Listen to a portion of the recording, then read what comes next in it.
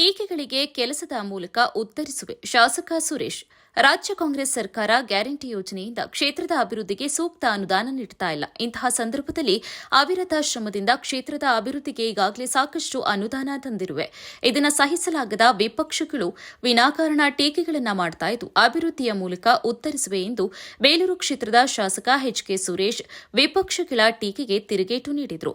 ತಾಲೂಕಿನ ಬೊಮ್ಮಡಿಹಳ್ಳಿ ಗ್ರಾಮದ ಹತ್ತಿರದ ಕೆರೆಕೂಡಿ ಸಂಪರ್ಕಿಸುವ ಸೇತುವೆ ಅಂದಾಜು ರು. 30 ಲಕ್ಷ ಕಾಮಗಾರಿಗೆ ಗುದ್ದಲಿ ಪೂಜೆಯನ್ನು ನಡೆಸಿ ಸುದ್ದಿಗಾರರೊಂದಿಗೆ ಮಾತನಾಡಿದ ಅವರು, ನನಗೂ ಕೂಡ ಕನಿಷ್ಠ ರಾಜಕೀಯ ಪ್ರಜ್ಞೆ ಇದೆ ಎಂಬುದನ್ನು ಅರಿಯದ ಕೆಲವರು ಸುಖಾಸುಮ್ಮನೆ ಅಭಿವೃದ್ಧಿ ಕೆಲಸಗಳಿಗೆ ಅಡ್ಡಗಾಲು ಹಾಕ್ತಾ ಇರುವುದು ನಿಜಕ್ಕೂ ಶೋಚನೀಯ ಎಂದ ಅವರು, ನಾನು ಕೂಡ ಸಿವಿಲ್ ಇಂಜಿನಿಯರ್ ಪದವಿ ಪಡೆದ ಹಿನ್ನೆಲೆಯಲ್ಲಿ ಎಲ್ಲಿ ಯಾವ ಕಾಮಗಾರಿ ನಡೆಸಬೇಕು ಎಂಬ ಪರಿಜ್ಞಾನವಿದೆ.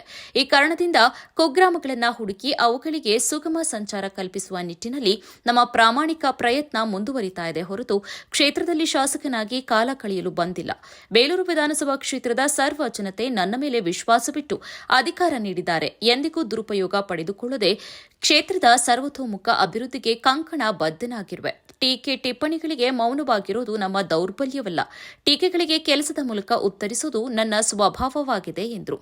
ಬೇಲೂರು ವಿಧಾನಸಭಾ ಕ್ಷೇತ್ರ ಭೌಗೋಳಿಕವಾಗಿ ವಿಭಿನ್ನವಾಗಿದೆ. ಮಲೆನಾಡು, ಅರೆಮಲೆನಾಡು ಹಾಗೂ ಮಲೆನಾಡು ಹೊಂದಿರುವ ಕ್ಷೇತ್ರಗಳಲ್ಲಿ ಇಂದಿಗೂ ಸಮಸ್ಯೆಗಳಿವೆ.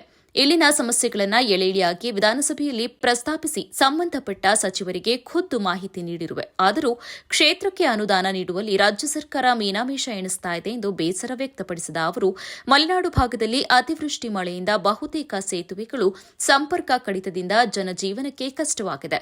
ಹಂತ ಹಂತವಾಗಿ ಸೇತುವೆ ನಿರ್ಮಿಸಲು ಮುಂದಾಗಿದ್ದು ಇದರಿಂದ ಗ್ರಾಮಸ್ಥರ ಸಂಚಾರ ಮತ್ತು ವಿದ್ಯಾರ್ಥಿಗಳಿಗೆ ಅನುಕೂಲವಾಗಲಿದೆ. ಮತದಾರರು ಮೆಚ್ಚುವ ಕೆಲಸ ಮಾಡುವೆ ಎಂದು ತಿಳಿಸಿದರು. ಇವತ್ತಾಗಿದೆ. ಬಹುಶಃ ನಮ್ಮ ಬೊಮ್ಮಡಿಹಳ್ಳಿ ಗ್ರಾಮದ ನಮ್ಮ ಎಲ್ಲ ಮುಖಂಡರುಗಳಿದ್ದಾರೆ. ಆ ಗ್ರಾಮದಲ್ಲಿ JJM ಕೆಲಸ ಒಂದಿಷ್ಟು ಅಡೆತಡೆ ಆಗಿತ್ತು. ಅದನ್ನು ಎಲ್ಲರೂ ಸೇರಿ ಸರಿಪಡಿಸಿ ನಾನು ಅದನ್ನು ಇಟ್ಕೊಟ್ಟಿದ್ವಿ. ಅಲ್ಲಿ ಶಾಲೆ, ಒಂದು ಬಸ್ ಸ್ಟ್ಯಾಂಡ್ ಬೇಕು ಅಂತಕ್ಕಂಥ ಬೇಡಿಕೆಯನ್ನು ಇಟ್ಟಿದ್ರು. ಅಂಗನವಾಡಿ ಕಟ್ಟಡ ದುಸ್ಥಿತಿನಲ್ಲಿತ್ತು, ಅದನ್ನು ರಿಪೇರಿ ಮಾಡ್ತಾ ಇಲ್ಲ. ಇವತ್ತು ನಾವು ನನ್ನ ಅವಧಿ ಬಂದ ತಕ್ಷಣ ದುಸ್ಥಿತಿನಲ್ಲಿರ್ತಕ್ಕಂಥದ್ದನ್ನ ಸಂಪೂರ್ಣವಾಗಿ ಡೆಮಾಲೇಷನ್ ಮಾಡಿ ಅದಕ್ಕೆ ಪೂರಕವಾದಂಥ ಹೊಸ ಕಟ್ಟಡಗಳನ್ನ ಇದು ಮಾಡ್ತಾ ಇದ್ದೀವಿ. ಅದಕ್ಕೂ ಸಹ ಇನ್ನೊಂದು ವಾರ 15 ದಿವಸದಲ್ಲಿ ಪೂಜೆಯನ್ನು ಮಾಡ್ತಕ್ಕಂಥದ್ದು. ಗ್ರಾಮದವ್ರು ಇಟ್ಟಿರ್ತಕ್ಕಂಥ ನಮ್ಮ ರಾಕೇಶ್ 4-5 ಬೇಡಿಕೆಯನ್ನು ಇಟ್ಟಿದ್ರು. ಪರಿಪೂರ್ಣವಾಗಿ ಯಾವುದೇ ಗ್ರಾಮಗಳಿಗೆ ಹೋದರೂ ಸಹ ನಾನು ನೀವು ಹೇಳಿದ ಕೆಲಸವನ್ನು ಮಾಡಿದ್ದೀನಿ ಅಂತಕ್ಕಂಥ ವಿಶ್ವಾಸವನ್ನು ವ್ಯಕ್ತಪಡಿಸ್ತಾ ಅವ್ರು ಹೇಳಿದ ಕೆಲಸವನ್ನು ಮಾಡ್ತಕ್ಕಂಥ ಕೆಲಸವನ್ನು ಮಾಡ್ತಾ ಇದ್ದೀವಿ. ಇವತ್ತು ವಿಶೇಷವಾಗಿ ಇದು ತುಂಬ ಜರೂರಾಗಿ ಬೇಕಾದಂಥ ಕೆಲಸ. ಇದಕ್ಕೆ ಗುದ್ದಲಿ ಪೂಜೆಯನ್ನು ಮಾಡಿದ್ದೀವಿ. ಎಲ್ಲ ಕೆಲಸಗಳನ್ನು ಎಲ್ಲಿ ಬೇಕಾದ್ರೂ ಮಾಡ್ಬೋದು ಅನುದಾನ ಇದ್ದರೆ. ಆದರೆ ಅನುದಾನ ಇಲ್ಲದ ಸಂದರ್ಭದಲ್ಲಿ ತಾವು ಇದಕ್ಕೆ ಸಾಕ್ಷೀಭೂತರಿದ್ದೀರಾ. ಇಲ್ಲಿ ದನಕರುಗಳು ಓಡಾಡೋಕ್ಕಾಗಲ್ಲ, ರೈತರುಗಳು ಓಡಾಡೋಕ್ಕಾಗಲ್ಲ, ಯಾವುದೇ ವೆಹಿಕಲ್ಗಳು ಸಹ ಇಲ್ಲಿಗೆ ಬರೋಕ್ಕಾಗಲ್ಲ. ಇಂಥದನ್ನು ಗುರುತಿಸಿ ಒಂದು ತಂಡವನ್ನು ಮಾಡಿದ್ದೀವಿ ನಾವು. ಏನು ಅಂದರೆ ಎಲ್ಲಿ ಕೆಲಸವನ್ನೇ ಕಂಡಿಲ್ಲ ಅಂತರ್ಗ್ರಾಮಗಳನ್ನು ಗುರುತಿಸಿ ಸಮರ್ಪಕವಾಗಿ ಸಾರ್ವಜನಿಕರಿಗೆ ನಾವು ಅನುಕೂಲ ಮಾಡತಕ್ಕಂಥ ನಿಟ್ಟಿನಲ್ಲಿ ಯಾವುದೋ ಒಂದು ಇದಕ್ಕೆ ಮಾಡಿಬಿಟ್ಟು ಚೆನ್ನಾಗಿರೋ ರಸ್ತೆ ಮೇಲೆ ಡಾಂಬರ್ ಹಾಕ್ಬಿಟ್ಟು ಚೆನ್ನಾಗಿರೋ ರಸ್ತೆ ಮೇಲೆ ಕಾಂಕ್ರೀಟ್ ಹಾಕ್ಬಿಟ್ಟು ಮಾಡ್ತಕ್ಕಂಥ ಅಭಿವೃದ್ಧಿ ಅಲ್ಲ.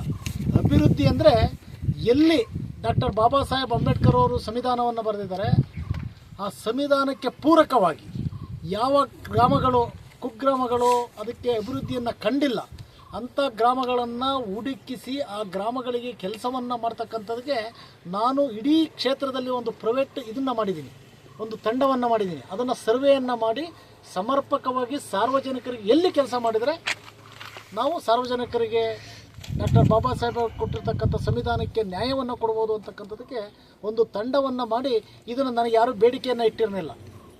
ನಾನೇ ಇದನ್ನು ಹುಡುಕೊಂಡು ಕೆಲಸವನ್ನು ಮಾಡ್ತೀನಪ್ಪ, ಇದರಿಂದ ಸಾವಿರಾರು ಜನಕ್ಕೆ ಅನುಕೂಲ ಆಗುತ್ತೆ, ರೈತರುಗಳಿಗೆ ಅನುಕೂಲ ಆಗುತ್ತೆ, ದನಕರುಗಳಿಗೆ ಅನುಕೂಲ ಆಗುತ್ತೆ. ವಿಶೇಷವಾಗಿ ನನ್ನ ಸಹೋದರಿಯರು ಇದ್ದಾರಲ್ಲ, ಅವರು ತೋಟಕ್ಕೆ ಹೋಗೋದಕ್ಕೆ ಬರೋದಕ್ಕೆ ಇನ್ನೊಂದಕ್ಕೆ ಮತ್ತೊಂದಕ್ಕೆ ಅವ್ರಿಗೆಲ್ಲ ಅನುಕೂಲ ಆಗುತ್ತೆ ಅಂತಕ್ಕಂಥ ದೂರದೃಷ್ಟಿಯನ್ನು ಇಟ್ಕೊಂಡು ಇವತ್ತಿನ ದೃಷ್ಟಿಯಲ್ಲ.